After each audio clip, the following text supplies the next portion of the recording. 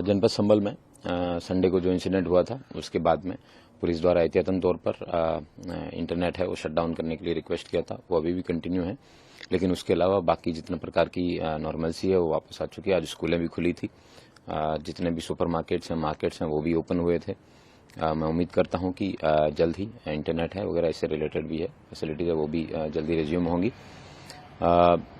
Police द्वारा जो लोग उस दिन के इंसिडेंट में जो सम्मिलित थे उन सबके सीसीटीवी हैं वो प्रोसेस कर लिए गए हैं।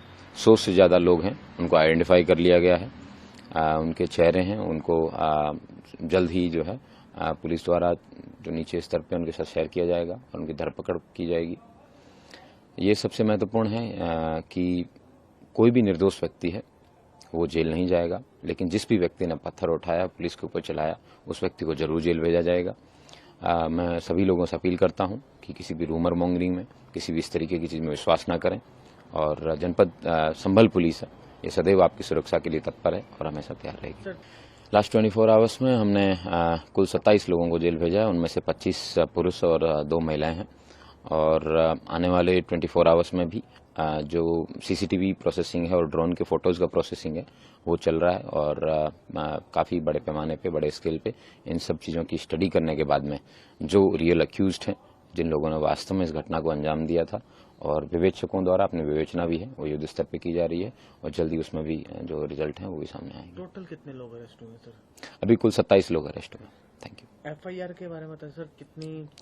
कुल 7 एफआईआर हुई है, उसमें 2 थाना नखासा पे और 5 थाना संभल कोतवाली पे दर्ज हुई हैं, जिसमें एक सीओ हैं जिनके पांव में गोली लगी थी, उनके द्वारा लिखवाई गई है। एक हम डिप्टी कलेक्टर हैं जो इंजर्ड हुए थे, उनके द्वारा लिखवाई गई है। एक हमारे पीआरओ हैं जिनके पांव में गोली लगी थी, उनके द्वारा लिखवाई गई है। बाकी 2 चौकी प्रभारियों के द्वारा और जो क्षेत्र के अंदर जहां आगजनी की घटना हुई उनके द्वारा लिखवाई गई है। सांसद जियाउर रहमान का नाम एफआईआर में है, साथ ही स्थानीय विधायक इकबाल मोहम्मद और उनके बेटे सुहेल इकबाल का भी नाम है। इन चीजों को लेकर क्या अपडेट है सर? ये एक सब इंस्पेक्टर हैं हमारे थाना कोतवाली के, उनके द्वारा पूरे इंसिडेंट का वर्णन किया गया और किन परिस्थितियों में यह घटना हुई, उनके द्वारा एफआईआर पंजीकृत कराई गई है। इसकी विवेचना इंस्पेक्टर द्वारा की जा रही है। मैं उम्मीद करता हूं कि जल्दी इसमें जो भी विवेचना की कार्रवाई है वो आगे प्रचलन में लाई जाएगी और जो सही एविडेंस है उनके आधार पर विधिक कार्रवाई सुनिश्चित की जाएगी। जियाउर रहमान को क्या अलग से नोटिस दिया गया, एफआईआर दी गई है? जियाउर रहमान को 168 बीएनएसएस का नोटिस है, वो 23 नवंबर को दिया गया था और उनको व्हाट्सएप से पर्सनल उनके मोबाइल पे भी भेजा गया था। और मैं उम्मीद करता हूं कि जो भी विधिक कार्रवाई है वो सारे सबूत हैं उनके आधार पर ही की जाएगी। सर एक जोर सवाल और लेना चाहूँगा, काफ़ी सारे डिग्निटरीज हैं वो संभाल आने के लिए उनकी खबरें सामने आ रही। राहुल गांधी हूँ, समाजवादी पार्टी का डेलीगेशन हो जिसमें कई सांसद हैं, चंद्रशेखर आजाद हूँ, सीपीआई सीपीएम अन्य राजनीतिक नेता हैं, सांसद है सिटिंग, और उनके लिए क्या कुछ गाइडलाइन?